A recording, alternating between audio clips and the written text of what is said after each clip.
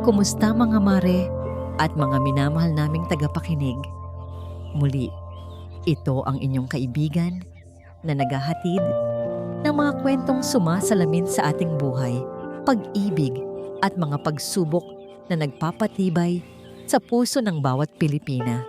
Ngayon, may bago tayong serye na siguradong kukurot sa inyong mga puso at magbibigay ng bagong pag-asa. Ang kwentong ito ay para sa mga misis na lumalaban, para sa mga inang gagawin ang lahat para sa anak, at para sa mga taong naniwalang wala na silang halaga. Pero yun pala, sila ang tunay na ginto. Handa na ba ang inyong mga tissue?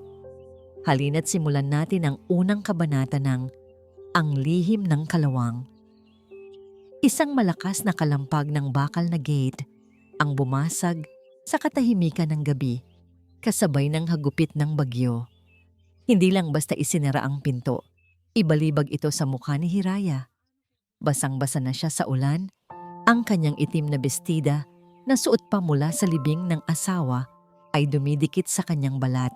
7 buwang buntis si Hiraya, pero tila walang awa ang langit. At mas lalong walang awa ang mga taong nasa loob ng mansyon na yon. Napahawak siya sa kanyang tiyan. Malamig ang ulan, pero mas nanunuot sa buto ang lamig ng pagtatakwil. Kani-kanina lang, inilibing niya ang kaisa-isang lalaking nagmahal sa kanya ng totoo, si Kisig. At ngayon, bago pa man matuyo ang luha sa kanyang mga mata, tinanggalan na siya ng tahanan ng sarili niyang biyenan. Nakatayo sa may beranda ng malaking mansyon si Doña Felicidad Asuncion. Kahit bumabagyo, hindi natinag ang kanyang tindig, mata pobre, matigas, at puno ng diring nakatingin kay Hiraya. Sa tabi niya ay ang abogado ng pamilya at ang mga kapatid ni Kisig na nagbubulungan at nangingiti. "Wala kang karapatan sa pamamahay na ito, Hiraya," sigaw ni Doña Felicidad. Ang boses niya ay parang kulog na sumasapaw sa ulan. Baon sa utang ang kumpanya ni Kisig bago siya namatay. Ang bahay na ito, ang mga ari-arian, lahat yan ay pambayad utang sa pamilya Asuncion. Nanginig ang kalamnan ni Hiraya. Gusto niyang sumagot. Gusto niyang isigaw na kasinungalingan ang lahat ng iyon. Alam niyang maayos ang negosyo ni Kisig. Alam niyang pinagpagura nilang mag-asawa ang bawat sentimo. Pero wala siyang hawak na papel. Ang abogado na dapat ay kakampi niya ay nakatayo ngayon sa likod ng biyenan niya. Hawak ang isang folder ng mga peke at minadaling dokumento. "Maawa naman po kayo." Garalgal na pakiusap ni Hiraya, hindi para sa sarili niya, kundi para sa batang nasa sinapupunan. "Kahit palipasin niyo lang po ang bagyo, kahit sa garahe na lang po kami ngayong gabi." Tumawa ng mapaklas si Doña Felicidad, isang tawa na walang bahid ng pagiging ina o lola. "Sa garahe?" Ulit ng matanda. "Ayaw kong madumihan ang garahe ko ng isang hampas lupa, pero dahil mabait ako." May dinampot si Doña Felicidad mula sa lamesita sa veranda. Isang kumpol ng susi. Ibinato niya ito kay Hiraya. Tumama ang mga susi sa maputik na semento. Tumalsik ang putik sa paanan ni Hiraya. Iyanduro ni Doña Felicidad sa isang madilim na sulok sa labas ng gate. "Iyan lang ang iniwan ng asawa mo para sa'yo. Bagay na bagay sa'yo, Hiraya. Luma, rogine, walang kwenta, basura." Napatingin si Hiraya sa itinuro ng matanda. Sa ilalim ng poste ng ilaw, nakaparada ang lumang van na tinatawag ni Kisig na si Bula. Kalawanging kalawang na ito. Ang dating puting pintura ay halos matuklap na at puno ito ng mancha ng panahon. Ito ang project van na laging kinukutingting ni Kisig nung nabubuhay pa siya.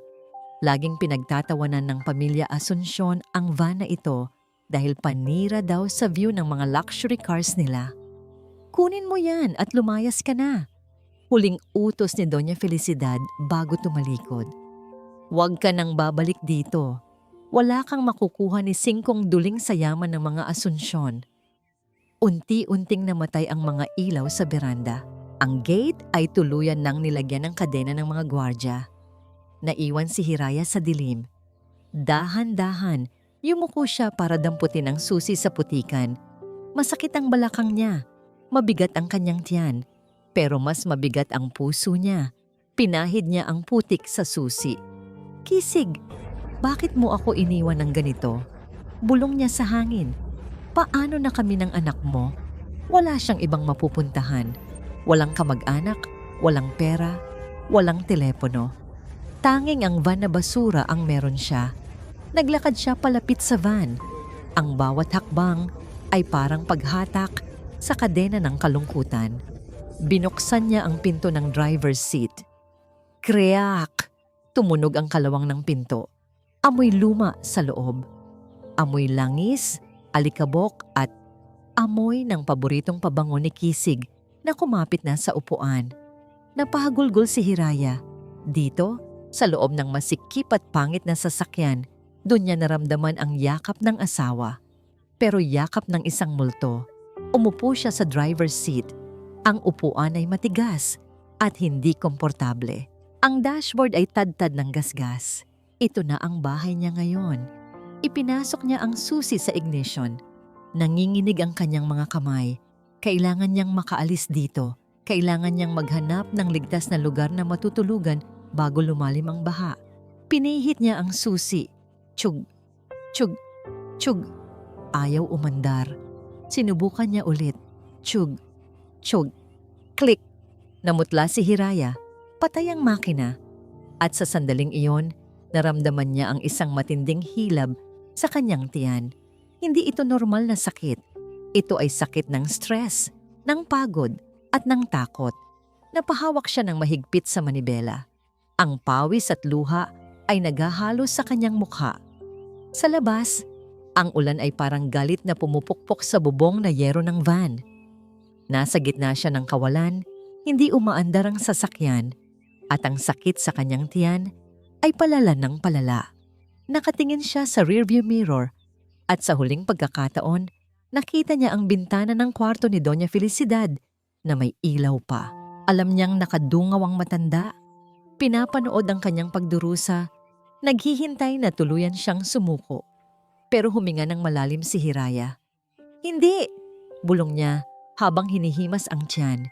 Hindi tayo mamamatay dito, anak. Hindi ngayon. Ngunit nang subukan niyang pihitin ang susi sa pangatlong pagkakataon, lalo lang tumahimik ang makina at ang tubig baha sa labas. Nagsisimula ng pumasok sa loob ng sasakyan. Hindi tumigil ang ulan hanggang madaling araw. Sa loob ng van na tinatawag nilang Sibula, nakabaluktot si Hiraya sa backseat. Masikip, amoy luma, at matigas ang upuan. Wala siyang unan, walang kumot. Tanging ang manipis na shawl na suot niya ang nagbibigay ng proteksyon laban sa lamig na sumusuot sa mga siwang ng bintana. Hinimas niya ang kanyang tiyan. Gumalaw ang sanggol sa loob, tila nakikiramay sa paghihirap ng ina. Pasensya ka na, anak, bulong ni Hiraya. Ang boses ay basag at paos kakaiyak. Akala ko, sa malambot na kama ka matutulog paglabas mo. Akala ko, prinsipe ka. Tumingin siya sa paligid ng van. Sa dilim, ang mga kalawang sa kisame ng sasakyan ay parang mga sugat na hindi naghihilom. Ito na ba ang buhay nila? Mula sa mansyon, bagsak sa isang kakarag-karag na sasakyan? Sa sobrang pagod at gutom, dinalaw siya ng isang alaala. Flashback. Mahal, bakit ba ayaw mo pang ibenta yang Sibula? Tanong ni Hiraya noon kay Kisig, habang pinupunasan nito ng langis ang pinto ng van. Ngumiti si Kisig, puno ng grasa ang mukha pero kumikinang ang mga mata. Hira, wag mong minamaliit Sibula. Ito ang pinakamatibay na bagay na meron tayo. Ito ang ating ark. Kapag bumaha, kapag nagkagulo, ito ang sasalba sa atin. Sus, ay puro kalawang na ngayon eh. Tawa ni Hiraya. Seryosong tumingin si Kisig. Hindi lahat ng kumikinang ay ginto, mahal. At hindi lahat ng kalawang ay basura. Tandaan mo yan. Napapikit si Hiraya. Kisig, kung naririnig mo ako, tulungan mo kami. Hindi ko alam kung paano magsisimula. Sa dashboard compartment may nakapa siyang matigas na bagay. Isang notebook. Binuksan niya ito sa kakarampot na liwanag mula sa poste ng ilaw sa labas. Sulat kamay ni Kisig. Pero, punit ang karamihan ng mga pahina. Ang mga page na may detalyeng pinansyal, mga bank accounts, lahat ay nawawala. Tanging ang huling pahina ang natira. May nakasulat na maikli. Para sa aking mag-ina. Ang bigat ng buhay ay kakayanin. Basta't alam mo ang iyong tunay na halaga. Napahagulgol na naman si Hiraya. Kahit sa huling sandali, puro talinghaga ang asawa niya. Wala siyang kailangan na payo ngayon. Kailangan niya ng pera. Kailangan niya ng matutuluyan. Sumikat ang araw na may dalang init na humahapdi sa balat. Nagising si Hiraya na nananakit ang buong katawan. Kailangan niyang umalis sa tapat ng mansyon ng mga Asunsyon bago pa siya makita ng mga ito at ipabugaw sa mga gwardya. Dahil ayaw umandar ng makina, naisipan niyang itulak na lang ang van papunta sa may gasolinahan na nasa kanto. Baka sakaling makahingi siya ng tulong o tubig man lang. Bumaba siya ng sasakyan. Ang lupa ay maputik, pero kaya naman lakaran. Pumwesto siya sa likod ng van. Huminga ng malalim. 1, 2, tulak! Binuhos niya ang kanyang lakas, pero hindi gumalaw ang van. Kahit 1 pulgada, kumunot ang noo ni Hiraya. Sanay siya sa trabaho. Noong nagsisimula pa lang sila ni Kisig, nagbubuhat siya ng mga kahon ng paninda. Alam niya ang pakiramdam ng pagtulak ng kotse. Ang van na luma at halos puro lata na lang dapat ay magaan lang itulak, lalo na't patag naman ang daan. Sinubukan niya ulit. Ibinuhos niya ang bigat ng katawan niya. Urge! Wala. Para siyang nagtutulak ng isang pader na semento. Ang mga gulong ay parang nakapako sa lupa. Ano bang klaseng bakal to? Inis na bulong niya. Kumatok siya sa gilid ng van. Tok-tok, hindi klang. Klang, natunog ng manipis na yero. Kundi bop, bop. Isang tunog na mababa, buo at parang siksik. Napaupo si Hiraya sa gilid ng kalsada. Pagod na pagod. Gutom. Uhaw, at ngayon, pati ang kaisa-isang pamana sa kanya, pinapahirapan pa siya. Tinitigan niya ang dashboard sa loob ng nakabukas na pinto. Ang pangit tignan. Ang pintura ay kulay lumang kape na nagtutuklap na parang balat na may sakit. Bumangon ang matinding galit sa dibdib ni Hiraya. Galit kay Doña Felicidad, galit sa tadhana, galit sa van na ito na ayaw umandar at ayaw gumalaw. Wala kang kwenta, sigaw niya sa sasakyan. Basura! Basura ka nga! Sa sobrang inis, kinuha niya ang susi ng sasakyan. Gamit ang matulis na dulo nito, buong puwersa niyang ginasgasan ang dashboard. Gusto niyang saktan ang sasakyan. Gusto niyang sirain ito lalo dahil sira na rin naman ang buhay niya. Scratch! Natuklap ang makapal na patong ng pinturang kulay kalawang. Isang mahabang hiwa. Natigilan si Hiraya. Inaasahan niyang makita ang kulay abong bakal o di kaya ay mas maitim na kalawang sa ilalim. Pero hindi. Sa ilalim ng natuklap na pintura, may tinamaan ang sinag ng araw. Isang kinang. Dilaw. Matingkad. Nanlaki ang mga mata ni Hiraya. Lumapit siya. Kinuskos niya ng daliri ang gasgas. Lalo pang natanggal ang pintura. Hindi ito pintura lang. Ang kislap ay galing sa isang metal na pamilyar sa kanya. Ang metal na tanging mayayaman lang ang nagmamay-ari. Ginto. Ang dashboard. Sa ilalim ng pekeng kalawang ay purong ginto. Napahawak si Hiraya sa kanyang bibig upang pigilan ang pagsigaw. Tumingin siya sa paligid, kabadong baka may nakakita. Wala. Tanging ang hangin lang ang saksi. Muli niyang kinalampag ang pinto. Bop, bop. Ngayon alam na niya kung bakit mabigat. Ngayon alam na niya kung bakit sinabi ni Kisig na ito ang kanilang ark. Nanginig ang kanyang mga tuhod, hindi sa takot, kundi sa pagkabigla. Nakaupo siya sa loob ng isang kayamanan habang nagugutom. Dak. Hindi makahinga si Hiraya. Nakatitig lang siya sa gash o hiwa sa dashboard kung saan sumisilip ang makinang nadilaw. Panaginip lang to. Bulong niya habang nanginginig ang mga kamay. Gutom lang to. Pero ramdam niya ang lamig ng metal. Ramdam niya ang tunay na bagay.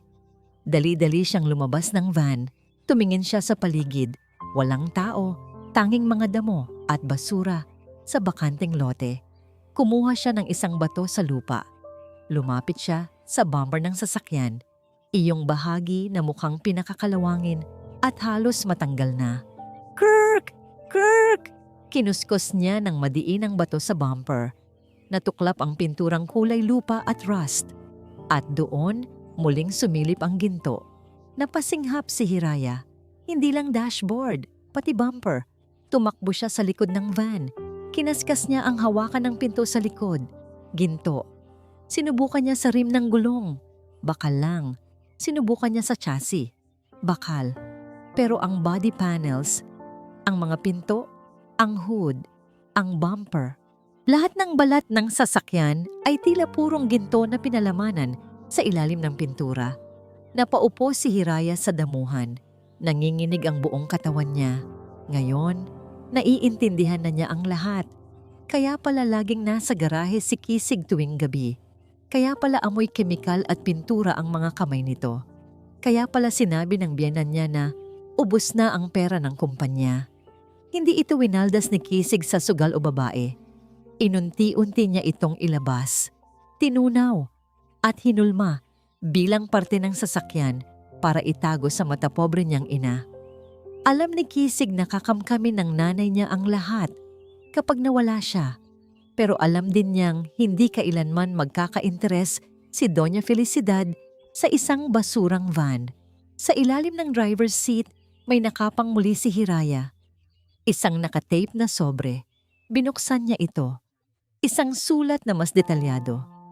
Hira, kung nababasa mo ito, ibig sabihin ay tinaboy ka na nila. Alam kong gagawin nila yon. Patawarin mo ako kung kailangan kong ilihim ito sa'yo. Hindi ligtas na malaman mo habang buhay pa ako. Ang van na ito ay gawa sa 24 karat na ginto. Nakatago sa ilalim ng epoxy, primer, at rust effect paint. Huwag mong ibebenta ng buo. Putulin mo. Tunawin mo. Ibenta mo ng paunti-unti. Ito ang sandata mo. Ito ang kinabukasan ni Lakas. Mahal na mahal ko kayo. Nayakap ni Hiraya ang sulat. Umiyak siya. Hindi dahil sa lungkot, kundi sa pasasalamat. Siraulo ka talaga, Kisig. Humahagulgol na tawa ni Hiraya. Ang talino mo. Ang talino-talino mo. Pero hindi nakakain ng ginto. Kumalam ang sikmura ni Hiraya. Kailangan niya ng pera ngayon. Hindi siya pwedeng magmaneho ng isang gold bar sa gitna ng kalsada. Masyadong delikado. Tumingin siya sa loob ng van. Kailangan niya ng isang parte na madaling tanggalin pero mabigat ang halaga. Nakita niya ang kambyo, gear shift knob. Bilog ito, malaki at mukhang mabigat. Kumuha siya ng tool mula sa compartment. Buong puwersa niyang pinihit ang kambyo. Matigas ito dahil sa kapal ng pintura. Pero dahil sa adrenaline, nagawa niyang luwagan ito. Click! Grr! Natanggal ang bilog na kambyo sa kanyang kamay. Ang bigat! Halos 1 kilo ito. Kung ginto ito, sapat na ito para makapagsimula. Binalot niya ito sa isang lumang dyaryo na nahanap niya sa likod ng upuan.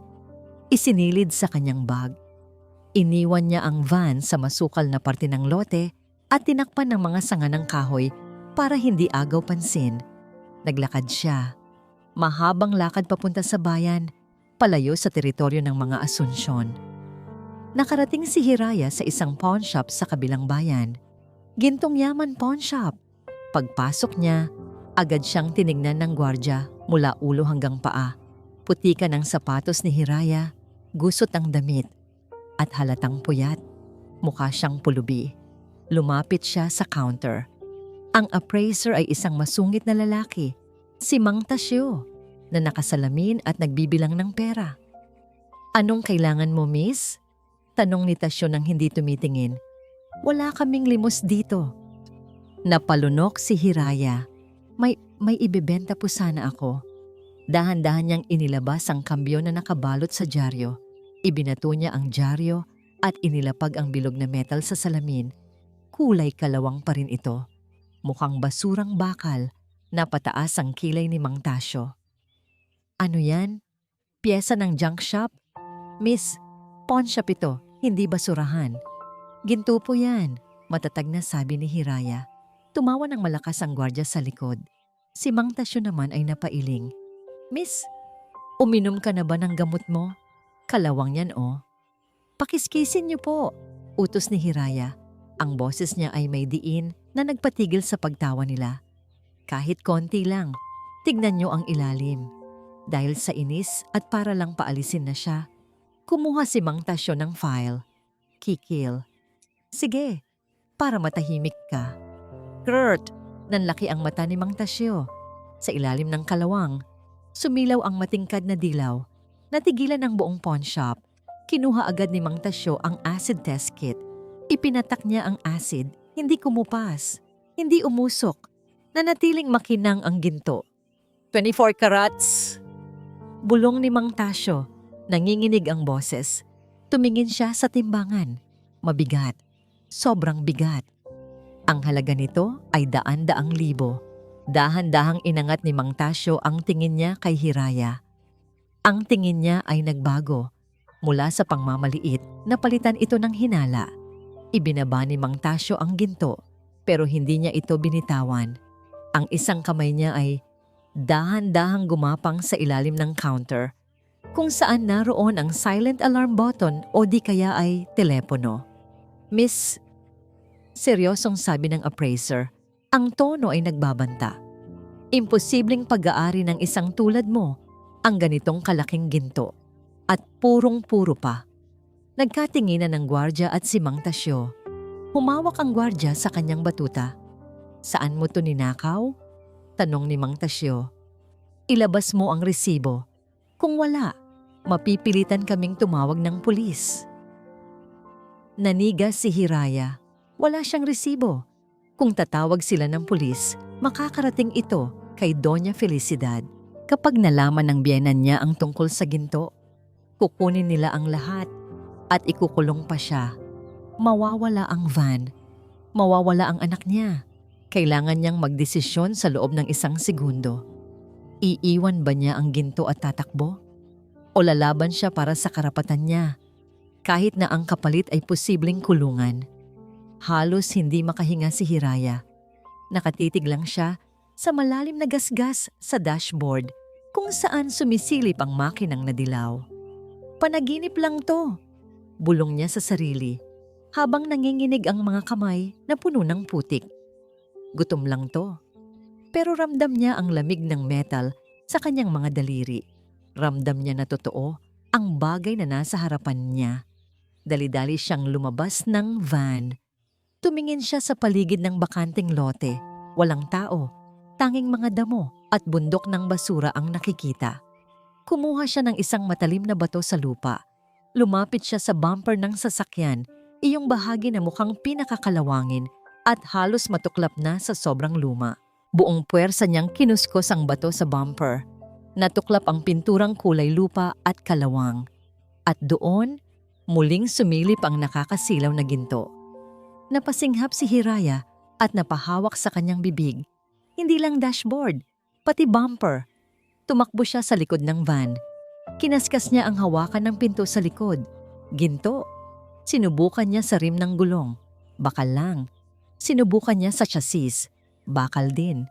Pero ang mga body panels, ang mga pinto, ang hood, ang bumper, lahat ng balat ng sasakyan ay tila purong ginto na pinalamanan sa ilalim ng makapal na pintura.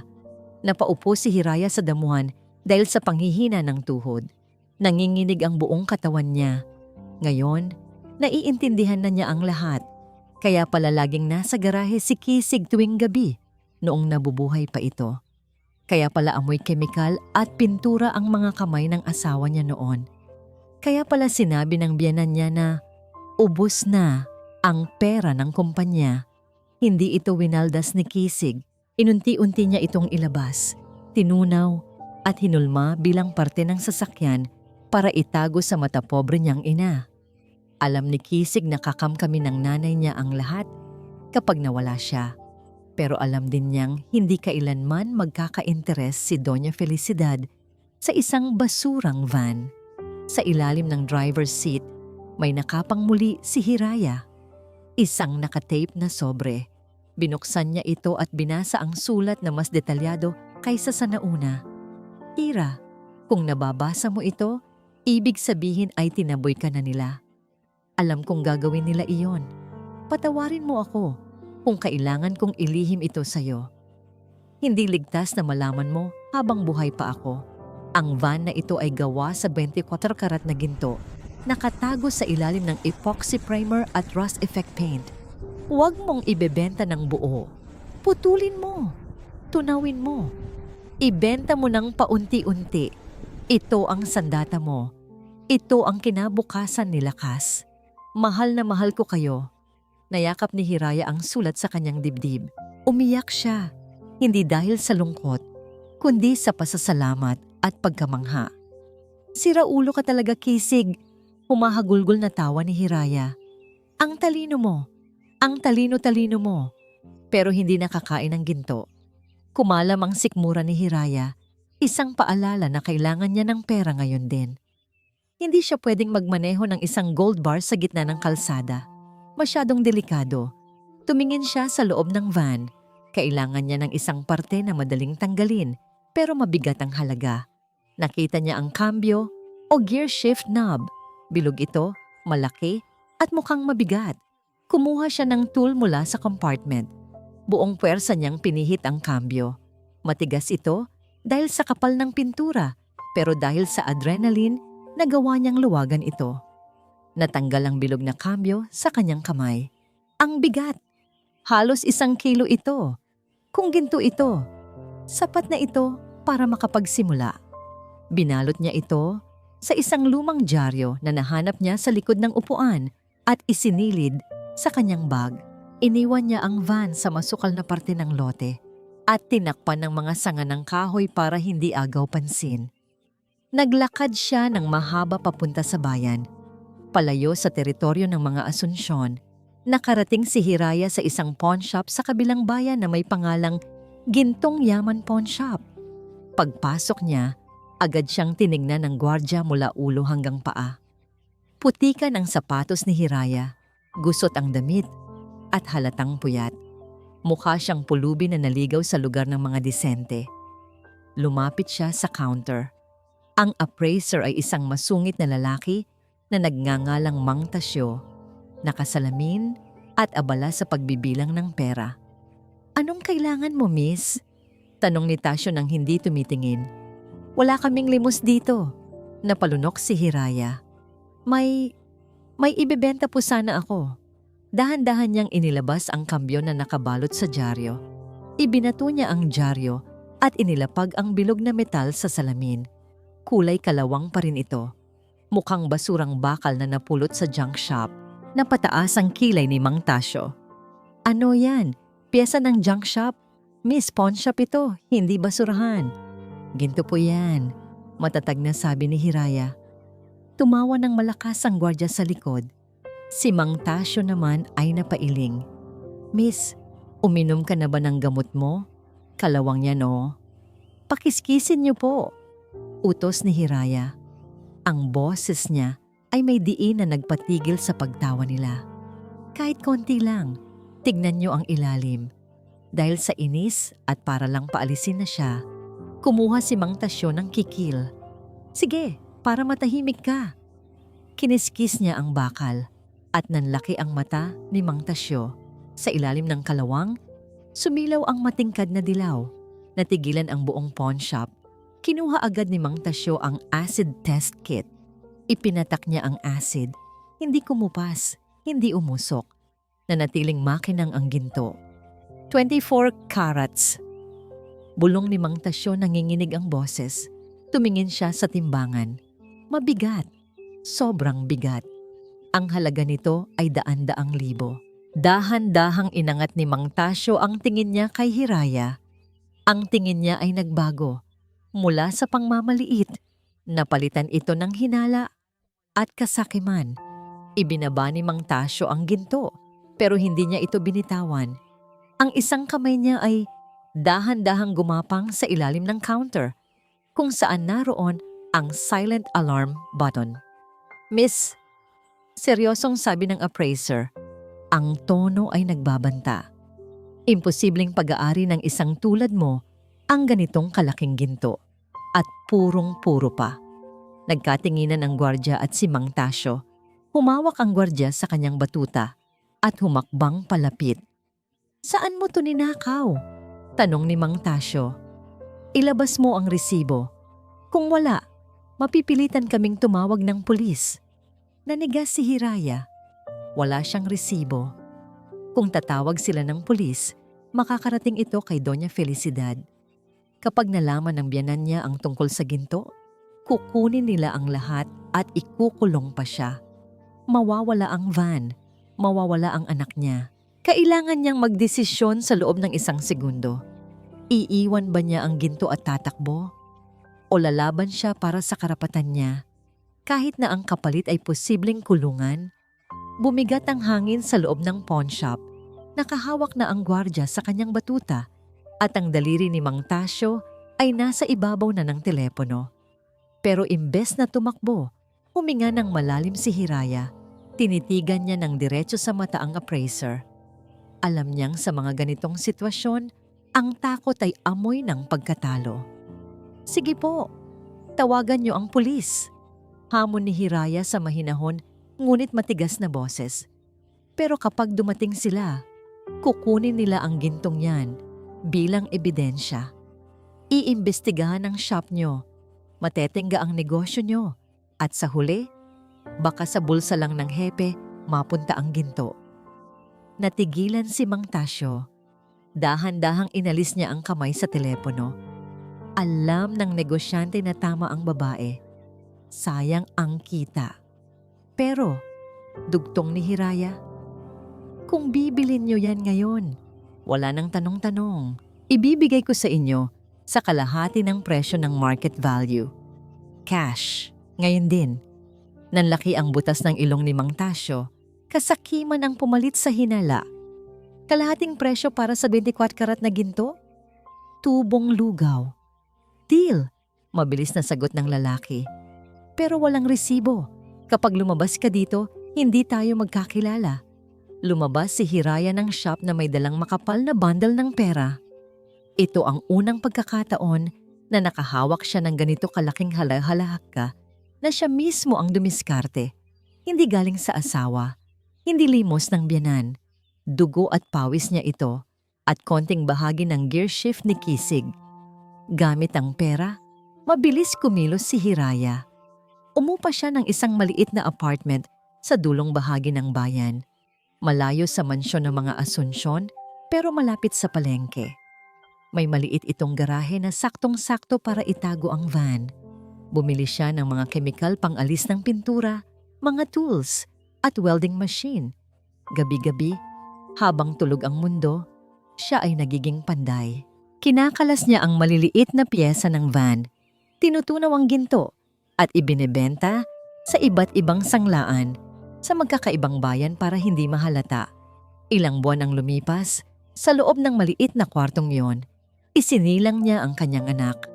Walang doktor, tanging isang komadrona lang ang kasama niya. "Irepa, ineng! Lalabas na!" Sigaw ng komadrona. Sa huling sigaw ni Hiraya, kasabay ng pagpatak ng luha at pawis, narinig niya ang iyak ng isang sanggol. Isang malusog na batang lalaki. "Lakas," bulong ni Hiraya habang yakap ang bata. "Lakas ang pangalan mo. Dahil ikaw ang dahilan kung bakit hindi ako sumuko. Pero hindi sapat ang pagbebenta lang ng ginto. Kailangan niya ng front o negosyo para hindi magtaka ang mga tao kung saan siya kumukuha ng pera at para na rin mabantayan ang kanyang mga kaaway." Napansin ni Hiraya na ang simbahan ng San Arcadio ay laging dinadayo ng mga mayayaman, kabilang ang pamilya Asunsyon tuwing linggo. Nakita niya ang oportunidad. Gamit ang natitirang kapital, umupa siya ng isang maliit na pwesto sa gilid ng simbahan. Nagsimula siya sa pagtitinda ng sampagita. Pero dahil sa likas na galing niya sa sining, nagsimula siyang mag-arrange ng mga kakaibang bouquet gamit ang mga wildflowers at imported na rosas. Tinawag niya itong Hiraya's Blooms. Mabilis itong dinumog. Ang mga donya na dating nandidiri sa kanya ay ngayon ay pumipila para sa kanyang mga bulaklak. Siyempre, hindi siya nagpapakilala. Lagi siyang nakasuot ng malaking sombrero at face mask. Nagpapanggap na mahiyain at may ubo para hindi siya mamukaan. Isang linggo ng umaga, habang abala si Hiraya sa pag-aayos ng mga lili, huminto ang isang pamilyar na itim na sasakyan sa tapat ng kanyang stall. Nanigas si Hiraya. Kilalang kilala niya ang sasakyan. Kotse ito ng biyenan niya. Pero may napansin siyang kakaiba. Luma na ang modelo ng kotse at may gasgas sa gilid na hindi pinapagawa. Dati, ang isang maliit na dumilang ay ipapalinis agad ni Doña Felicidad. Ngayon, mukhang napapabayaan na. Bumukas ang pinto at bumaba si Doña Felicidad. Mas matanda na itong tignan ngayon.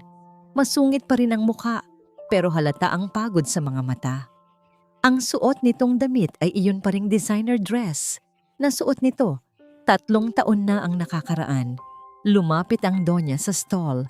Hindi siya tumingin kay Hiraya, kundi sa mga bulaklak lang. "Magkano tong white roses?" tanong ni Doña Felicidad ng padabog. 1,000 po ang 1 dosena, ma'am, sagot ni Hiraya. Binago ang boses para maging paos at mababa. "Ang mahal naman," reklamo ng donya. "Akala mo naman ginto. Sa iba nga 500 lang. Wala ka bang discount para sa suki?" Napangisi si Hiraya sa ilalim ng kanyang maskara. Ang dating donya na namimigay ng tip na libo-libo, ngayon ay tumatawad na sa bulaklak? Karma nga naman. "Pasensya na po, ma'am. Special arrangement po kasi yan," sagot ni Hiraya. Padabog na naglabas ng pera si Doña Felicidad. Lukot-lukot ang mga papel na binayad niya. "O sige na, kunin ko na. Dadalhin ko sa puntod ng anak ko. Kawawa naman ang anak ko. Namatay na may iniwang asawang waldas at walang kwenta. Siguro kung nasaan man ang babaeng yun ngayon, naghihirap na yun sa kangkungan." Kumuyom ang kamao ni Hiraya sa ilalim ng mesa. Gusto niyang sumigaw. Gusto niyang sabihin na, "Andito ako. Buhay na buhay. At ang perang pinangbabayad mo ay barya na lang sa akin ngayon." Pero huminga siya ng malalim. Inabot niya ang bulaklak ng maayos. "Condolence po, ma'am," sabi ni Hiraya. "Sigurado po ako, nakikita ng anak niyo ang lahat. Alam niya kung sino ang totoo." Natigilan si Doña Felicidad. Tila may naramdaman siyang kakaiba sa boses ng tindera. Dahan-dahan niyang inangat ang kanyang tingin, diretso sa mga mata ni Hiraya na natatakpan ng sombrero at maskara. Nanliit ang mga mata ng donya. "Teka, parang pamilyar ang mga mata mo." Bumilis ang tibok ng puso ni Hiraya. Akmang hahawakan ni Doña Felicidad ang face mask ni Hiraya para tanggalin ito nang biglang may sumigaw mula sa loob ng sasakyan ng donya. "Mama, ano ba? Ang init dito? Sira ang aircon. Bilisan mo dyan!" Sigaw ng isa sa mga kapatid ni Kisig. Nawala ang atensyon ni Doña Felicidad. Inirapan niya ang sasakyan at kinuha ang bulaklak. Mga walang hiyang bata, puro hingi ng pera. Bulong nito bago tumalikod at sumakay sa kotse. Nakahinga ng maluwag si Hiraya habang pinapanood ang sasakyan na umalis, bumubuga ng maitim na usok. Ligtas siya ngayon, pero alam niyang hindi habang buhay na magtatago siya sa likod ng maskara. Tumingin siya sa likod ng kanyang stall, kung saan nakaparada ang kanyang bagong delivery truck. Sa loob nito, nakatago ang susi ng isang warehouse kung saan naroon ang sibula. Ang van na kalahati na lang ang natitirang ginto, pero sapat na para bilhin ang buong pagkatao ng mga Asunsyon. "Mag-ipon ka lang ng lakas, inay," bulong ni Hiraya sa hangin. "Dahil sa susunod na magkita tayo, hindi na ako ang mag-aabot ng bulaklak. Ako na ang may-ari ng lupang tinatapakan mo." Mabilis na lumipas ang 3 taon. Ang dating maliit na pwesto sa gilid ng simbahan ay isa ng ganap na 2-story building na may malaking sign na salamin, Hiraya's Blooms. Ito na ang pinakasikat na event supplier sa buong probinsya ng San Arcadio. Kasal, binyag, debut, hindi kumpleto ang okasyon kung wala ang mga bulaklak ni Hiraya. Sa loob ng opisina sa second floor, nakatayo si Hiraya habang pinagmamasdan ang abalang kalsada sa ibaba. Ibang-iba na siya sa babaeng dating nakaluhod sa putikan. Ang suot niya ngayon ay eleganteng puting blusa at slacks. Ang buhok ay maayos na nakapusod. At ang balat ay makinis at glowing. Wala na ang bakas ng paghihirap. Pero ang mga mata niya ay nananatiling matalim at mapagmatyag. Sa ibaba, naglalaro ang 3 taong gulang na si Lakas. Matalino ang bata, bibibo at kamukhang-kamukha ng ama nitong si Kisig. Mama, mama, tawag ni Lakas habang hawak ang isang toy car. Vroom, vroom, gaya ni Bula. Napangiti si Hiraya. Kahit marami na silang bagong delivery truck, si Bula, ang lumang van, pa rin ang paborito ni Lakas. Nakaparada ito sa isang special garage sa likod ng building, nakatago sa mata ng publiko. Kalahati ng katawan ni Bula ay nakatay na. Ang mga pinto at hood ay napalitan na ng ordinaryong bakal at pininturahan para magmukhang luma ulit. Habang ang mga gintong piyesa ay naibenta na niya ng paunti-unti at naging puhunan ng negosyong ito. Pero sa kabilang dako ng bayan, iba ang ihip ng hangin. Sa mansyon ng mga Asunsyon na dati ay puno ng ilaw at party, ngayon ay madilim at tahimik. Putol ang kuryente sa kalahati ng bahay dahil sa hindi nababayarang bills. Sa sala, nagkakasigawan si Doña Felicidad at ang anak niyang babae na si Agatha. Ma, ibenta na natin yang mga antik na vase. Sigaw ni Agatha na mukhang stressed at hindi na nagpapahinga. Wala na tayong pampasweldo sa mga staff. Naglayasan na sila. Si Manang Fe na lang ang natira. Hindi, matigas na tanggi ni Doña Felicidad habang mahigpit na hawak ang isang mamahaling vase.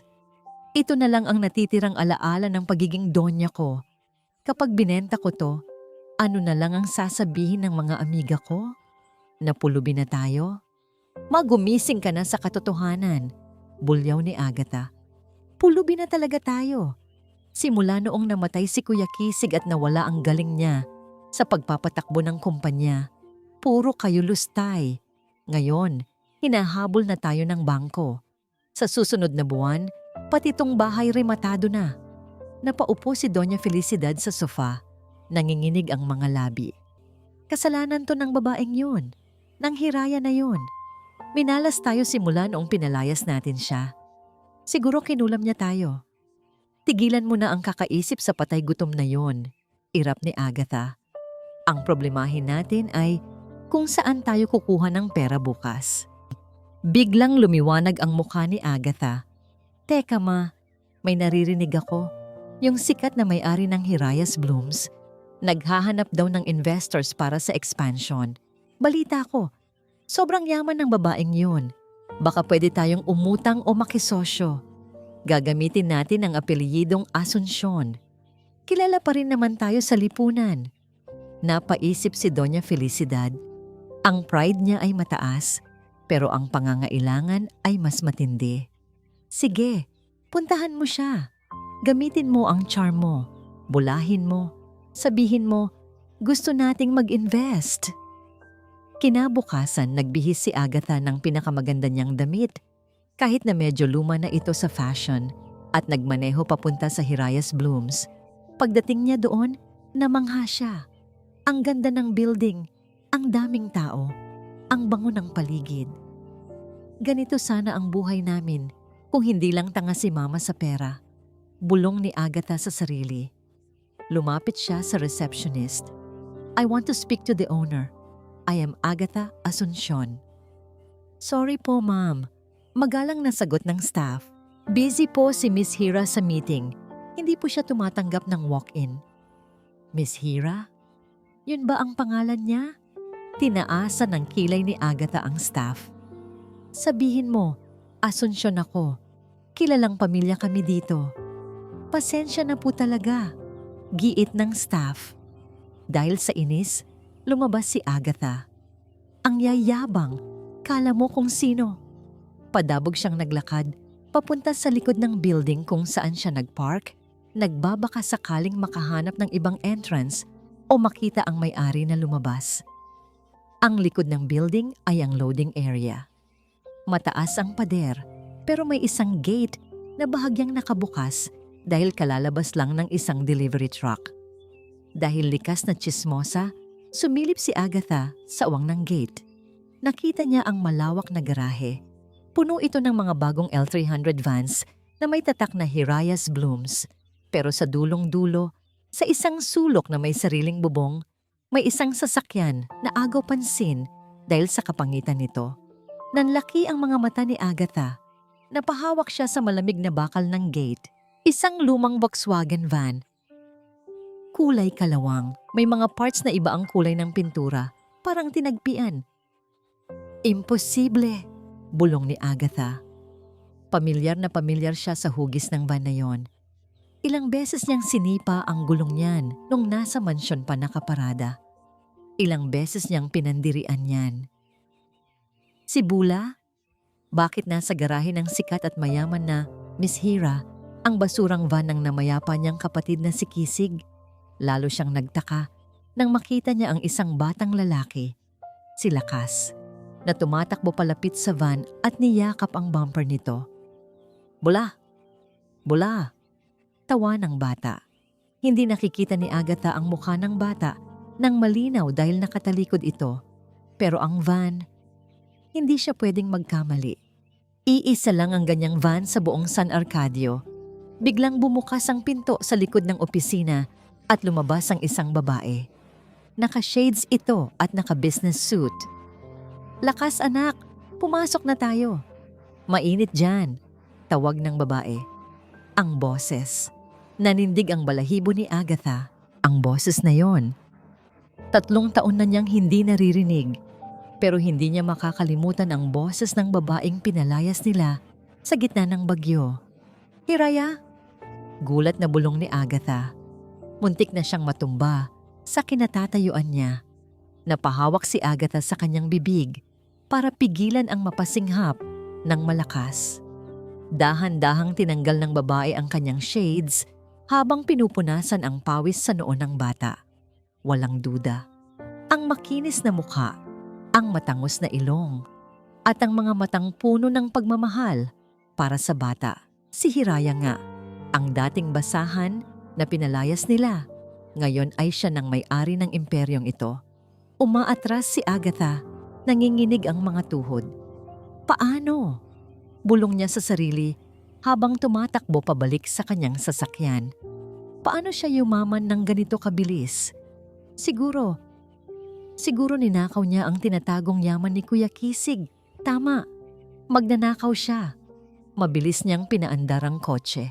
Nanginginig ang kanyang mga kamay sa manibela. Hindi dahil sa takot, kundi sa galit at inggit. Kailangang malaman ito ni Mama. Kailangang malaman ni Doña Felicidad na ang babaeng tinapakan nila noon ay siya na ngayong inaapakan sila paakyat. Humanda ka, Hiraya. Nanggigigil na sabi ni Agatha habang humaharurot palayo. Babawiin namin ang lahat ng ninakaw mo. Mainit ang ulo ni Doña Felicidad nang dumating si Agatha sa mansyon. Hinihimas niya ang kanyang sentido habang nakatingin sa mga notice of disconnection mula sa Meralco na nakapatong sa lamesa. Ma! Sigaw ni Agatha pagpasok pa lang ng pinto. Hingal na hingal. Hindi ka maniniwala sa nakita ko. Ano na naman ba yan? Iritableng sagot ng Donya. Kung wala kang dalang pera, huwag mo na akong kausapin. Mas mahalaga pa to sa pera, Ma. Lumapit si Agatha at hinawakan ang kamay ng ina. Ang may-ari ng Hirayas Blooms, yung sikat na flower shop. Si Hiraya yon, ang asawa ni Kuya. Natigilan si Doña Felicidad. Kumunot ang noo niya na parang nagpo-process ng isang mathematical equation na hindi tugma. Si Hiraya, Yung patay gutom na pinalayas natin. Imposible. Wala siyang alam sa negosyo. Wala siyang pera. Nakita ko siya, Ma. Kitang-kita ng dalawang mata ko. Giit ni Agatha. At hindi lang yun. Nasa garahe niya ang lumang van ni Kuya. Yung si Bula. Bakit niya itatago yun kung wala siyang tinatagong sekreto? Dahan-dahang tumayo si Doña Felicidad. Ang gulat sa kanyang muka ay napalitan ng isang mapanganib na ngiti. Ang mga mata niya ay kuminang, hindi dahil sa tuwa, kundi sa kasakiman. Kaya pala, bulong ng matanda, kaya pala laging sinasabi ni Kisig na walang pera ang kumpanya. Ibinigay niya pala lahat sa babaeng yun bago siya mamatay. Ninakaw nila sa atin ang mana na dapat ay sa pamilya Asuncion. Hinampas ni Doña Felicidad ang lamesa. Agatha, tawagan mo si attorney. Ngayon din, ipahalkat mo lahat ng pwedeng ikaso sa kanya. Estafa, qualified theft, kahit ano. Hindi ako papayag na nagpapakasasa siya sa perang dapat ay sa atin habang tayo ay naghihirap. Sa kabilang dako ng bayan, sa loob ng tahimik na opisina ng Hirayas Blooms, nakaupo si Hiraya sa kanyang swivel chair. Nakatalikod siya sa pinto, nakatingin sa malaking mapa ng San Arcadio na nakadikit sa pader. May kumatok. Pumasok ang kanyang pinagkakatiwalaang assistant at private investigator na si Mr. Lazaro. Ma'am Hira, bungad ni Mr. Lazaro. Kumpirmado po. May nag-background check sa inyo kaninang umaga sa City Hall. Galing sa opisina ng abogado ng mga Asunsyon. Hindi lumingon si Hiraya. Inasahan na niya ito. Alam niyang sa sandaling umangat siya, aamoy ang mga pating. Ang pagbisita ni Agatha kanina, bagaman hindi niya nakita, ay naramdaman niya. Ang instinct ng isang ina at isang survivor ay hindi nagkakamali. Hayaan mo sila, kalmadong sagot ni Hiraya. Pero ma'am, nag-aalalang sabi ni Lazaro, mukhang magsasampa sila ng kaso. Sasabihin nilang galing sa nakaw ang yaman nyo, baka ipa-freeze nila ang assets nyo. Dahan-dahang humarap si Hiraya. Wala ni katiting na takot sa kanyang mukha. Ang meron lang ay ang lamig ng isang taong dumaan sa impyerno at bumalik para maningil. Bago pa nila magawa yan, Mr. Lazaro, tapos na ang laban, sabi ni Hiraya. Inabot niya ang isang folder sa lamesa. Nakausap mo na ba ang bangko na may hawak ng utang ng Asuncion Realty? Tumango si Lazaro. Opo, ma'am. Desperado na ang bangko. Handa nilang ibenta ang bad loan sa kahit sinong magbabayad ng cash. Ngumiti si Hiraya. Isang ngiti na walang joy, puro hustisya lang. Bilhin mo. Bilhin mo lahat ng utang nila. Ang bahay, ang lupa, ang natitirang shares sa kumpanya. Gusto ko, sa akin nakapangalan ang bawat sentimo ng utang nila. Masusunod po, ma'am, sagot ni Lazaro. Medyo kinikilabutan sa lamig ng boses ng boss niya.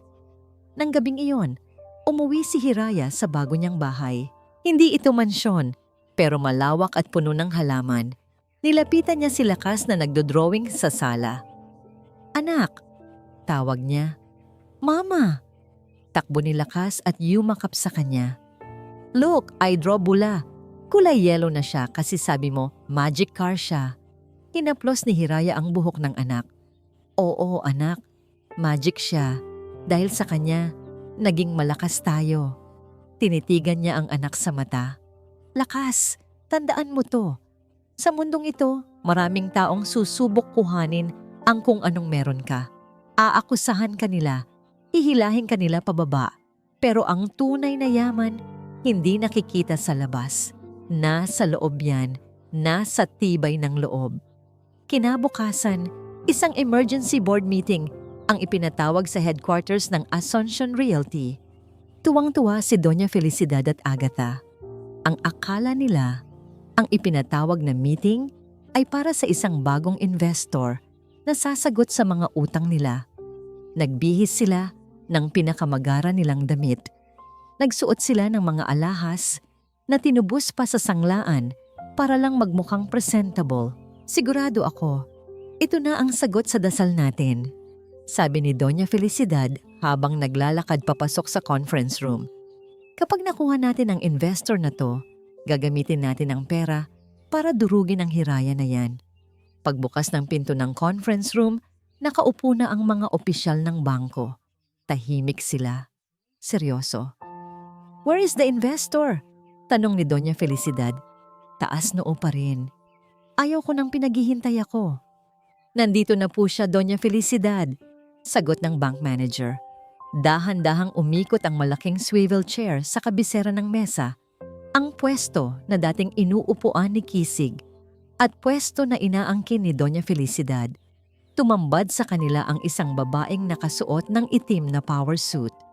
Ang kanyang mga mata ay kasing talim ng patalim. Natigil ang paghinga ni Doña Felicidad. Nalaglag ang bag na hawak ni Agatha. Si Hiraya, nakatingin siya sa mag-ina ng diretsyo. Walang emosyon, walang awa. "Magandang umaga, Doña Felicidad," bati ni Hiraya. Ang boses niya ay formal, pero may diin na parang latigo. "I believe, nasa akin na ang upuan na to." Namutla si Doña Felicidad. Anong ginagawa mo dito? "Guard, palabasin ang babaeng to." "Wala kang karapatang mag-utos sa building na pag-aari ko na," putol ni Hiraya. Itinaas niya ang isang makapal na dokumento. "Simula kaninang 8:00 ng umaga, binili ko na ang lahat ng utang ng Asuncion Realty. Ibig sabihin, ako na ang may-ari ng kumpanyang ito. At kayo." Tinitigan ni Hiraya ang biyenan mula ulo hanggang paa. "Kayo ay mga bisita na lang sa pamamahay ko." Katahimikan. Nakabibinging katahimikan sa loob ng kwarto. Ang tanging naririnig lang ay ang mabilis na paghinga ni Doña Felicidad na parang aatakehin sa puso at ang mahinang tunog ng aircon na tila nagpapalamig lalo sa tensyon. Ito na ang simula ng giyera. At sa pagkakataong ito, si Hiraya na ang may hawak ng mga baril. Parang binuhusan ng malamig na tubig ang buong conference room. Ang mga opisyalis ng bangko ay tahimik na nagliligpit ng kanilang mga gamit at isa-isang lumabas. Naiwan ang pamilya Asuncion at si Hiraya sa loob ng kwartong puno ng tensyon. Kasinungalingan. Bulong ni Doña Felicidad. Ang mukha ay namumula sa pinaghalong hiya at galit. Bigla siyang tumayo at hinampas ang lamesa. "Kasinungalingan yan. Paano mo mabibili ang kumpanyang ito? Ikaw, isang hamak na tindera ng bulaklak?" Hindi gumalaw si Hiraya sa kanyang kinauupuan. Kalmado niyang pinagdaop ang kanyang mga kamay sa ibabaw ng mesa. "Correction, Doña Felicidad. Isang matagumpay na tindera ng bulaklak. At huwag niyong mamaliitin ang barya. Kapag inipon niyon, mas mabigat pa sa pride ninyo." "Magnanakaw," sigaw ni Agatha na nakatayo sa likod ng ina. Dinuro niya si Hiraya. "Alam na namin ang totoo. Ninakaw mo ang tinatagong yaman ni Kuya Kisig, kaya pala bigla kang yumaman. Ang kapal ng mukha mo. Pera namin yan." Tumawa ng mahina si Hiraya, isang tawang puno ng pait at pangungutya. "Pera niyo? Kailan pa naging pera niyo ang pinaghirapan ng asawa ko? At para sa kaalaman ninyo, wala akong ninakaw. Ang bawat sentimo na pinangbayad ko sa utang ng kumpanyang ito ay galing sa negosyo ko. Hiraya's Blooms. Check the records. I pay my TS. Unlike you." Naglabas si Hiraya ng isang folder at inihagis ito sa gitna ng mesa.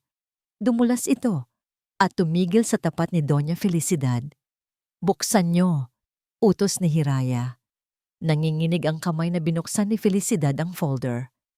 Sa loob, nakita niya ang mga litrato ng mansyon nila na unti-unting nasisira, mga resibo ng pagsasangla ng alahas at mga bank statement na puro negative. Sa kabilang pahina naman, ang financial report ng Hiraya's Blooms, puro positive, puro kita.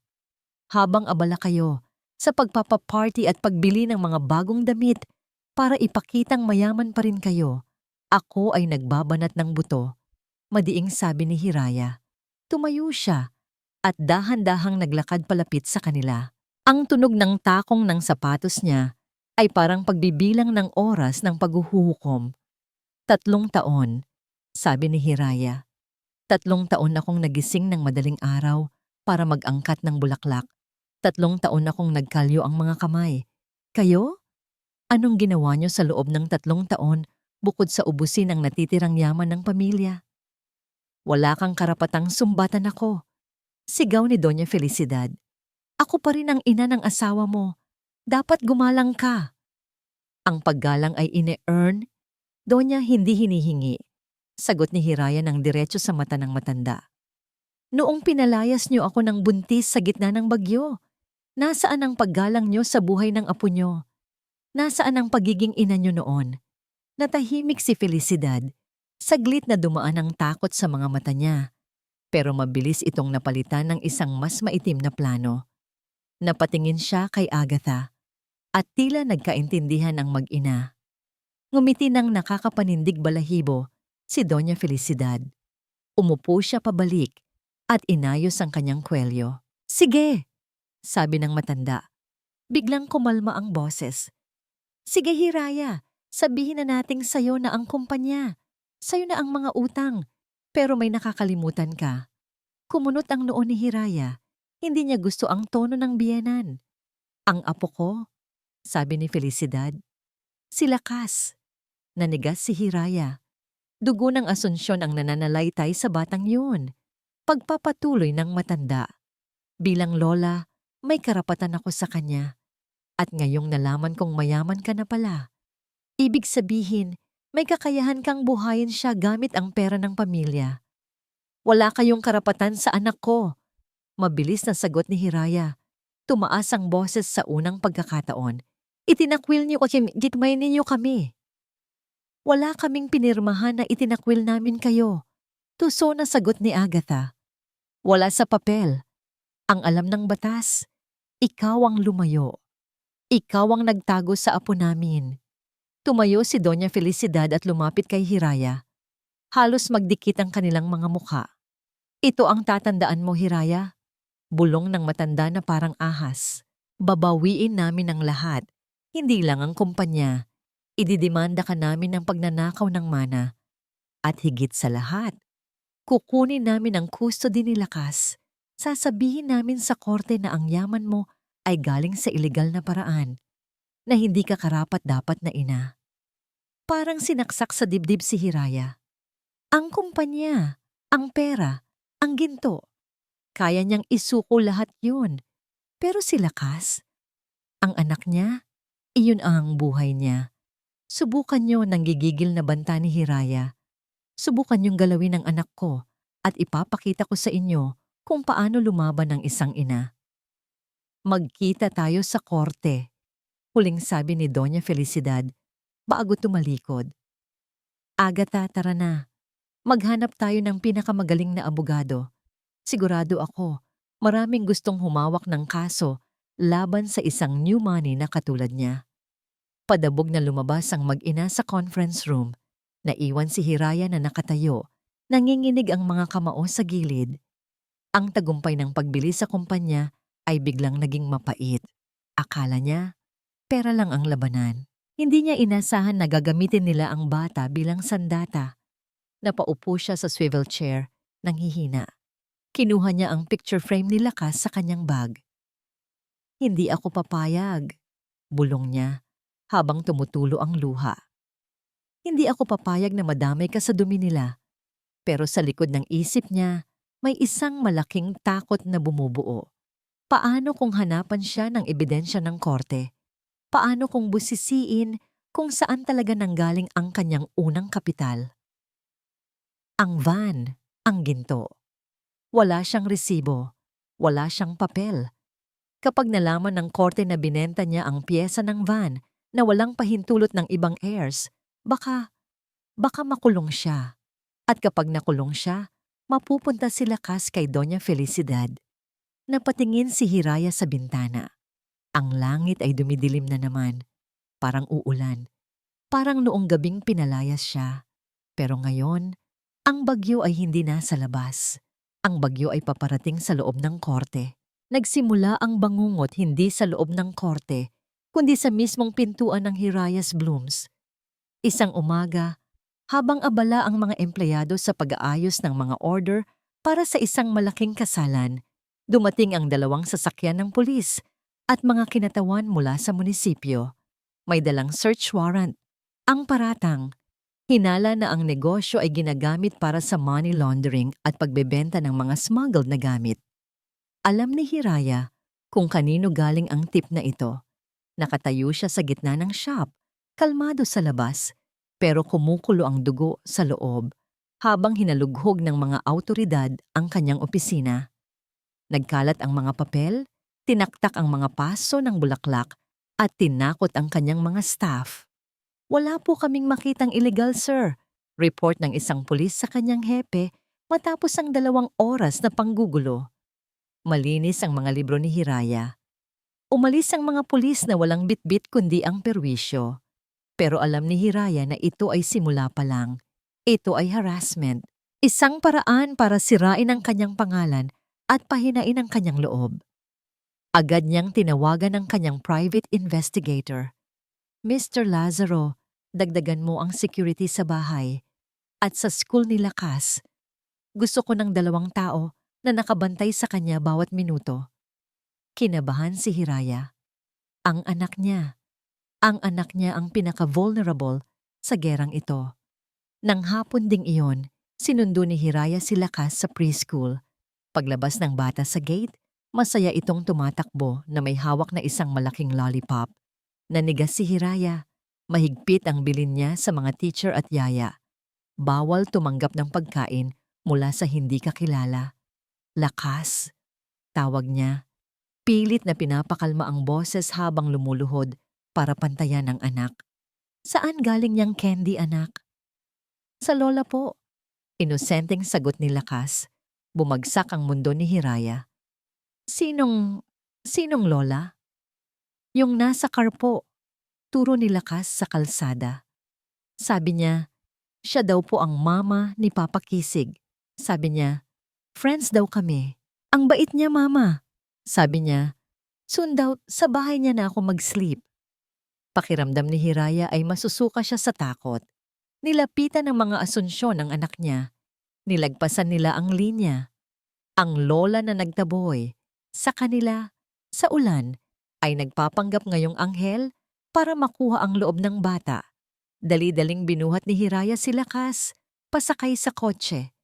"Makinig ka, Lakas. Wag na wag kang lalapit sa babaeng yun ulit. Bad person siya. Naiintindihan mo?" Tumango ang bata, nalilito at naiiyak. Dahil sa takot sa boses ng ina, pagka-uwi, hindi mapakali si Hiraya. Ang harassment sa shop, ang paglapit kay Lakas, lahat ito ay distraction. Isang paraan para lituhin siya habang may ginagawa silang iba. Tama ang hinala ni Hiraya. Sa opisina ng top caliber lawyer na si Attorney Vega, nakaupo si Doña Felicidad at Agatha. Masaya ang mood nila. "Magaling ang ginawa niyong paglapit sa bata, Doña," puri ni Attorney Vega habang inaayos ang kanyang salamin. "Pero mas maganda ang nahanap ng team ko." Inilapag ng abogado ang isang folder sa mesa. "Nag-hire kami ng mga tao para suyurin ang mga pawn shop sa mga karatig bayan. Naghanap kami ng record ng kahit anong transaction sa pangalan ni Hiraya Di Malanta noong mga panahong pinalayas niyo siya." "At anong nakuha niyo?" Excited na tanong ni Agatha. "Wala," sagot ng abogado. Nadismaya ang mukha ni Doña Felicidad. "Wala? Sayang lang ang bayad ko sa inyo." "Sandali, Doña," ngisi ni Attorney Vega. "Walang record sa pangalan niya. Pero may isang pawn shop sa San Isidro, ang Gintong Yaman, na biglang nag-report ng malaking kita. 3 taon na ang nakakaraan. Ang sabi ng tsismis sa lugar, may isang babaeng nagbenta ng pyesa ng makina na gawa daw sa purong ginto." Nanlaki ang mata ni Agatha. "Ginto? Pyesa ng makina?" "Exactly," sabi ng abogado. "Kinausap namin ang dating appraiser na si Mang Tasyo. Noong una, ayaw magsalita.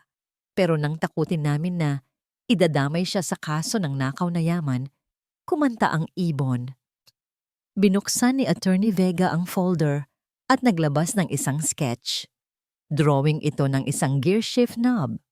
Sabi ng saksi, ibinenta daw ito ng isang babaeng mukhang pulubi. Walang resibo, black market transaction, at ang babaeng yun, tugma sa description ni Hiraya noong panahong yun. Napahampas sa mesa si Doña Felicidad. Sabi ko na nga ba, ninakaw niya ang mga alahas ko at pinatunaw, o di kaya ay ninakaw niya ang reserve gold ng kumpanya. Pero attorney, singit ni Agatha, mukhang nag-iisip ng malalim. Gear shift knob? Bakit gear shift? At saka, naalala niyo ba yung nakita ko sa garahe ni Hiraya? Yung lumang van? Si Bula? Nagkatinginan ng tatlo. Nabuo ang puzzle sa isip ni Attorney Vega. Kung ang van na yun ay nasa kanya pa, dahan-dahang sabi ng abogado. At kung totoo na may mga piyesa itong ginto, ibig sabihin, ang ebidensya ay nasa kamay pa rin niya. Tumayo si Attorney Vega at kinuha ang kanyang briefcase. Hahiling ako ng court order, bukas na bukas din. A search warrant for that specific vehicle. Kapag napatunayan nating ginto ang van na yon, tapos si Hiraya, makukulong siya sa pagnanakaw ng corporate assets. At dahil makukulong ang nanay, automatic na mapupunta sa inyo ang custody ni Lakas. Napangiti si Doña Felicidad, isang ngiting tagumpay. Kunin niyo ang lahat, attorney. Ang van, ang kumpanya, at ang apo ko. Iwanan niyo siyang nabubulok sa bilangguan. Sa bahay ni Hiraya, habang hinihele niya si Lakas na mahimbing nang natutulog, biglang tumunog ang kanyang telepono. Si Mr. Lazaro. Ma'am, boses ng investigator ay kinakabahan. May tumimbre sa akin sa korte. Ang kampo ng Asunsyon. Nag-file sila ng urgent motion. Gusto nilang ipa-impound at ipa-inspect ang Volkswagen van na nasa warehouse niyo. Nanlamig si Hiraya. Nalaman nila. Tumingin siya sa bintana, sa direksyon ng warehouse kung saan nakatago si Bula. Ang van na nagligtas sa kanila. Ang van na huling regalo ni Kisig. Kung makukuha nila ang van, makikita nila ang natitirang ginto. Mawawala ang lahat. Pigilan mo sila, Lazaro, utos ni Hiraya. Pero alam niyang mahirap kalabanin ang court order. Susubukan ko, ma'am, pero paparating na sila bukas ng umaga kasama ang sheriff. Binaba ni Hiraya ang telepono. Tinitigan niya ang natutulog niyang anak. Hinalikan niya ito sa noo. Hindi nila tayo makukuha, bulong niya. Tumayo si Hiraya at nagpalit ng damit. Itim na jacket, pantalon at bota. Kinuha niya ang susi ng warehouse. Kinuha niya ang susi ng van. Kung gusto nilang inspeksyonin ang van, pues, bibigyan niya sila ng palabas. Pero sa huli, sisiguraduhin niyang wala silang makikitang ginto. Kahit na ang kapalit nito ay ang pagwasak sa kaisa-isang bagay na naiwan ng asawa niya. Punong-puno ang loob ng korte. Ang balita tungkol sa gintong van ay kumalat na parang apoy sa buong San Arcadio. Nagsiksika ng mga reporter, mga usisero at mga empleyado sa gallery. Lahat ay gustong makita ang babaeng nagtago ng kayamanan sa loob ng kalawang. Sa kabilang panig, nakaupo ang pamilya Asunsyon. Suot ni Doña Felicidad ang kanyang pinakamahal na itim na damit. Mukha siyang biyudang na ulila na humihingi ng katarungan. Sa tabi niya si Agatha at ang kanilang kampo ng mga abogado na pinangungunahan ni Attorney Vega. Kampante sila. Sigurado sila sa panalo. Sa kabila naman, nakaupo si Hiraya. Mag-isa lang siya kasama ang kanyang abogado. Kalmado ang kanyang mukha, pero mahigpit ang hawak niya sa isang maliit na USB drive sa kanyang palad. Ito ang alas na matagal niyang itinago. Pumasok ang judge. Tumahimik ang lahat. Nagsimula ang paglilitis. Agad na umatake si Attorney Vega. Ipinakita nila sa korte ang resulta ng inspeksyon ng sheriff sa van na si Bula. Your Honor, madamdaming pahayag ni Attorney Vega habang itinuturo ang mga litrato ng van na nakaskas na ang pintura. Malinaw ang ebidensya. Ang sasakyang ito na nasa posesyon ng nasasakdal na si Hiraya Di Malanta ay naglalaman ng mahigit 50 kilo ng 24 karat na ginto na nakatago sa body panels. Ayon sa aming audit, ang halagang ito ay tugma sa nawawalang pondo ng Asuncion Realty noong mga panahong CEO pa ang namayapang si Kisig Di Malanta. Umugong ang bulungan sa loob ng korte. Napailing ang judge. Masama ang tingin ng mga tao kay Hiraya. Ninakaw niya ang pera ng kumpanya. Patuloy ng abogado. At dahil dito, hinihiling namin na ibalik ang lahat ng assets kay Doña Felicidad, ipakulong si Hiraya, at ilipat ang custody ng bata sa kanyang lola na siyang tunay na may moralidad para magpalaki sa kanya. Ngumisi si Doña Felicidad kay Hiraya. Tapos ka na, ang sinasabi ng mga mata nito. Tumayo ang abogado ni Hiraya. Your Honor, may we present our evidence? Tumayo si Hiraya. Dahan-dahan siyang lumapit sa witness stand. Ibinigay niya ang USB drive sa court clerk. Hindi ko itinatanggi na ginto ang van. Malinaw na sabi ni Hiraya sa mikropono. Ang boses niya ay hindi nanginginig. Pero itinatanggi ko na galing ito sa kumpanya at itinatanggi ko na ninakaw ito. Kung gayon, saan galing ang ganyang karaming ginto? Tanong ng judge. Manggagaling po ang sagot mismo sa taong gumawa nito. Sagot ni Hiraya. Please play the video. Namuhay ang malaking screen sa loob ng korte. Nagstatic sandali at pagkatapos, lumabas ang mukha ni Kisig. Napasinghap si Doña Felicidad. Ito ang mukha ng anak niya ilang linggo bago mamatay. Payat, maputla, pero ang mga mata ay matalim. Nakaupo si Kisig sa loob ng driver's seat ng van. Hello, Hiraya. Bati ni Kisig sa video. At hello din sa'yo, Mama. Alam kong pinapanood mo to ngayon sa korte. Nanlaki ang mata ni Doña Felicidad. Paanong... Kung napapanood niyo ito, patuloy ni Kisig sa video, ibig sabihin, sinubukan niyong agawin ang van na to kay Hiraya. Mama, kilala kita. Alam kong sa oras na mawala ako, palalayasin mo ang asawa ko. Alam kong kakamkamin mo lahat. Katahimikan.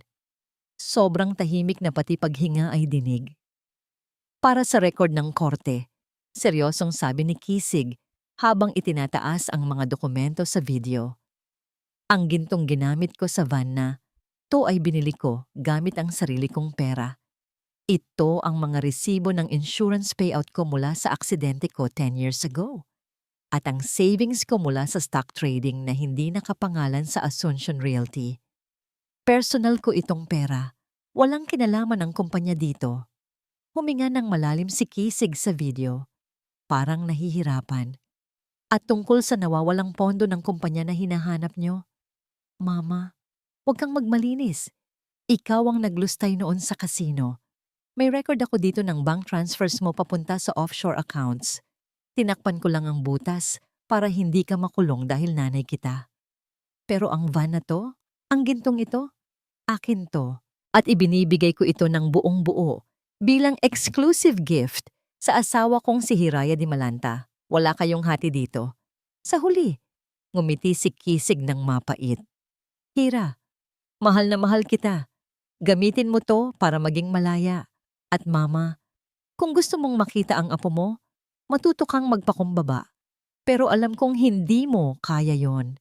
Nag-black screen ang video. Wala ni isa ang nakagalaw. Lahat ng mata ay dahan-dahang lumipat kay Doña Felicidad. Ang Doña ay namumutla. Nanginginig ang mga labi. At tila na estatwa sa kanyang kinauupuan. Ang bomba na inihanda nila para kay Hiraya ay sumabog sa sarili nilang mukha. Binuksan ng judge ang ilaw. Tumingin siya kay Doña Felicidad nang may halong inis at awa.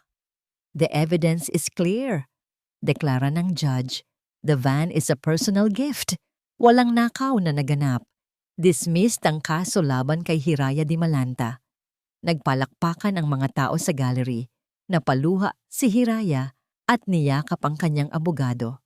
At, dagdag ng judge, Based sa video testimony, inuutusan ko ang piskalya na imbestigahan si Doña Felicidad Asuncion para sa possible estafa at corporate fraud.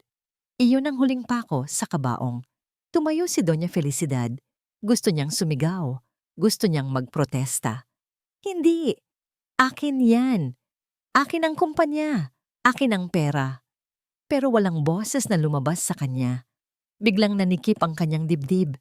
Nanlabo ang kanyang paningin. Ang ingay ng palakpakan ay naging ugong na lang sa kanyang tainga. Nakita niya si Hiraya sa kabilang dako, nakatingin sa kanya. Hindi tumatawa, hindi nagagalit, nakatingin lang ng may awa. At yun ang mas masakit kaysa sa pagkatalo. Ang kaawaan ka ng taong inapi mo. Ma! Mama! Sigaw ni Agatha. Bumagsak si Doña Felicidad sa sahig ng korte. Nagkagulo ang mga tao. Nagtakbuhan ang mga medics.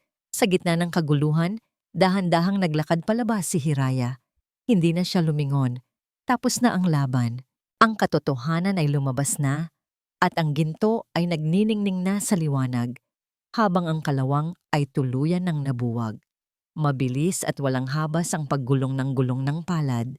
Sa loob lamang ng ilang linggo matapos ang eskandalo sa korte, gumuho ang imperyo ng mga Asunsyon na parang kastilyong buhangin na tinamaan ng alon. Dumating ang araw na kinatatakutan ni Agatha. Umaga noon, nang dumating ang mga sheriff, hindi para magdala ng magandang balita, kundi para magdikit ng mga pulang papel sa gate ng mansyon. Foreclosed. Bank property. Nagkagulo sa loob. Nag-aagawan si Agatha at ang mga kapatid niya sa mga natitirang gamit na pwede pang ibenta. Hila-hila ni Agatha ang isang painting habang hila naman ng kapatid niyang lalaki ang kabilang dulo. Akin to! Ako ang nag-alaga kay Mama. Sigaw ni Agatha, puno ng desperasyon. Anong nag-alaga? Iniwan mo nga siya sa ospital. Ganting sigaw ng kapatid niya sabay tulak kay Agatha. Bumagsak sila pareho. Napunit ang painting. Pareho silang naiwan na humihingal, pawisan, at wala ng dignidad. Wala na ang mga katulong. Wala na ang mga driver. Ang kuryente at tubig ay putol na. Ang mansyon na dati ay simbolo ng kapangyarihan ay isa na lamang malaking shell ng mga sirang pangarap at utang. Sa huli, pinalabas sila ng mga gwardya bitbit lang ang ilang plastik ng damit.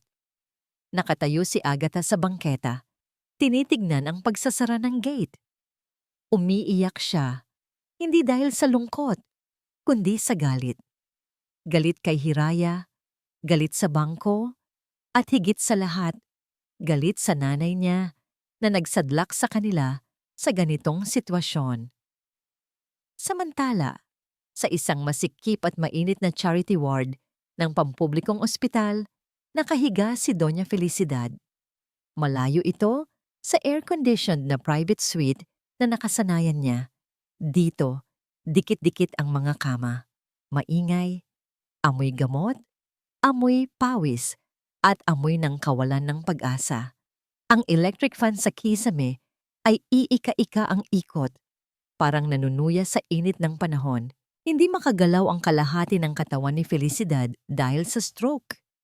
Ang bibig niya ay tabingi at hirap siyang magsalita. Ang mga mata niya, na dati ay puno ng utos at bagsik, ngayon ay puno na ng takot at luha. Walang dumadalaw sa kanya. Wala si Agatha.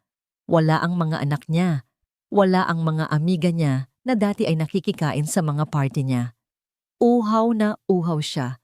Gusto niyang humingi ng tubig pero walang lumalapit na nurse dahil abala ang mga ito sa dami ng pasyente. Tinitigan niya ang baso ng tubig sa mesa sa tabi ng kama. Sobrang lapit pero hindi niya maabot. Tumulo ang luha ni Felicidad. Ito na ba ang katapusan ng dakilang Doña Asuncion? Mamamatay sa uhaw sa isang pampublikong ospital, mag-isa at iniwan ng lahat? Sa kabilang dako ng lungsod, sa malamig at tahimik na opisina ni Hiraya, payapa ang lahat. Hawak ni Hiraya ang dyaryo. Nasa front page ang balita. Asuncion Realty. tuluyan ng nagsara. Pamilya Asuncion, baon sa utang. Binasa niya ito nang walang ngiti, walang saya. Tanging isang malalim na buntong hininga lang ang pinakawalan niya. Hindi niya naramdaman ang tamis ng paghihiganti na inaasahan niya. Ang naramdaman niya ay awa. Awa sa kung paano sinayang ng kasakiman ang isang pamilya na pwede sanang maging masaya kung marunong lang silang makontento. Mama, tawag ni Lakas na naglalaro sa carpet. Sad ka po. Binaba ni Hiraya ang dyaryo at ngumiti sa anak. Hindi anak, nag-iisip lang si Mama. Iniisip mo po ba si Papa Kisig? Tanong ng bata. Oo, sagot ni Hiraya. Iniisip ko kung ano ang sasabihin niya kung nakikita niya to. Alam niyang malulungkot si Kisig para sa ina nito, kahit na masama ang ugali nito. Dahil sa huli, nanay pa rin niya yon. Biglang tumunog ang telepono sa mesa ni Hiraya. Isang unknown number. Akmang hindi niya sasagutin dahil abala siya, pero tila may kung anong puwersa ang nagtulak sa kanya para damputin ito. Hello? Hiraya's Blooms, sagot niya. Hello po? Ito po ba si Mrs. Hiraya Di Malanta? Boses ng isang nurse sa kabilang linya, parang nagmamadali at pagod. Ako nga po, sino to? Ma'am, tumatawag po ako mula sa San Arcadio Public Hospital. Tungkol po ito sa pasyenteng si Felicidad Asuncion. Naniga si Hiraya. Anong nangyari sa kanya? Ma'am, critical po ang lagay niya at wala pong ibang sumasagot sa mga tawag namin. Ang mga anak niya, binabaan kami ng telepono. Sabi ng pasyente, kahit hirap siyang magsalita, ang pangalan niyo lang po ang binabanggit niya. Natahimik si Hiraya, ang babaeng nagpalayas sa kanya, ang babaeng nagtangkang ipakulong siya at agawin ang anak niya. Ngayon, ang pangalan niya ang tinatawag. Ma'am? Ulit ng nurse. Kung hindi po kayo pupunta, baka ilipat na namin siya sa ward ng mga walang pamilya. Kailangan po niya ng gamot at wala nang pambili. Kayo na lang po ang pag-asa niya. Napapikit si Hiraya. Ito ang sandaling pwede niyang sabihin na bahala siya sa buhay niya. Ito ang sandaling pwede niyang ibaba ang telepono at hayaang mamatay ang matanda sa hirap bilang kabayaran sa lahat ng ginawa nito. Deserve naman niya yun, di ba? Tumingin siya kay Lakas. Nakangiti ang bata habang niyayakap ang laruan. Ang mukha ng anak niya ay refleksyon ng mukha ni Kisig. Kung gaganti siya ng masama sa masama, ano ang ipinagkaiba niya kay Doña Felicidad? Huminga ng malalim si Hiraya, isang desisyon na magpapabigat o magpapagaan ng kanyang kaluluwa. Sige, sabi ni Hiraya. Ang boses ay matatag. Papunta na ako. Binaba niya ang telepono. Hindi para iligtas ang kontrabida, kundi para patunayan sa sarili niya na hindi naging bato ang puso niya kahit gaano karaming ginto pa ang meron siya. Mabigat ang bawat hakbang ni Hiraya habang naglalakad siya sa hallway ng San Arcadio Public Hospital. Ibang-iba ito sa tahimik at mabangong opisina niya. Dito ang hangin ay amoy alkohol, pawis at luma. Ang bawat sulok ay puno ng mga taong naghihintay, umiiyak o di kaya ay nakatulala sa kawalan. Pagpasok niya sa charity ward, agad niyang naramdaman ang bigat ng kapaligiran. Dikit-dikit ang mga kama. Walang privacy. Mainit. Sa dulong kama, nakita niya ang isang pamilyar na figura. Si Doña Felicidad. Halos hindi na niya makilala ang biyenan. Ang babaeng dating laging nakataas ang noo at puno ng alahas ay ngayon ay nakasuot na lang ng kupas na hospital gown. Ang buhok nito ay puti at sabog. Ang balat ay kulubot at tuyo. Nakatunganga ito sa kisame habang may nakakabit na dextrose sa manipis niyang braso. Lumapit si Hiraya. Ang tunog ng kanyang sapatos ay umagaw sa atensyon ng ilang pasyente pero hindi ni Felicidad. Donya, mahinang tawag ni Hiraya. Dahan-dahang lumingon ang matanda. Nang makita niya si Hiraya, Nanlaki ang kanyang mga mata. Sinubukan niyang bumangon, pero dahil sa stroke, kalahati ng katawan niya ay hindi gumagalaw. Hi, Hira. Ya. Pautal-utal na banggit ni Felicidad. Tumulo ang luha sa kanyang mga mata. Hindi luha ng pagsisisi, kundi luha ng isang taong nakakita ng sagip buhay. Tubig. Bulong ng matanda. Kumuha si Hiraya ng baso sa mesa, nilagyan ng tubig, at dahan-dahang pinainom ang biyenan gamit ang straw. Nanginginig ang labi ni Felicidad habang sumisipsip, parang batang uhaw na uhaw. Nang matapos, tinitigan ni Felicidad si Hiraya. Hinawakan niya ang kamay ng manugang gamit. Ang gumagana niyang kamay, mahigpit, malamig. Alam kong mabait ka, hirap na sabi ni Felicidad. Tulungan mo ako. Hiraya, tulungan mo kami ni Agatha. Wala na kaming matirhan. Wala na kaming makain. Hindi kumibo si Hiraya. Hinayaan niya lang magsalita ang matanda. Pamilya tayo. Pagmamakaawa ni Felicidad. Lola, ako nilakas.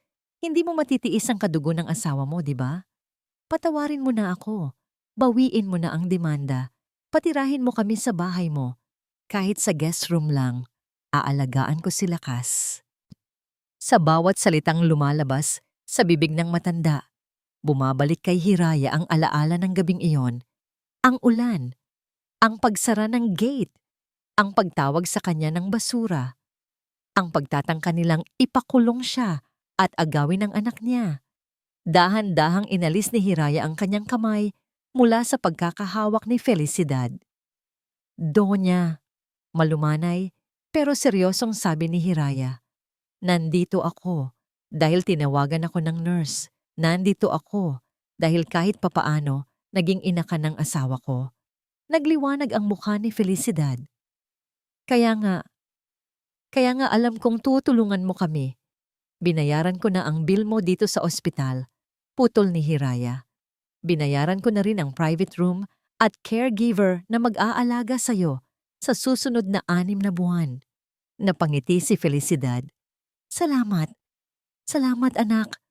Alam kong hindi mo ako matitiis. Kailan kami pwedeng lumipat sa bahay mo? Umiling si Hiraya.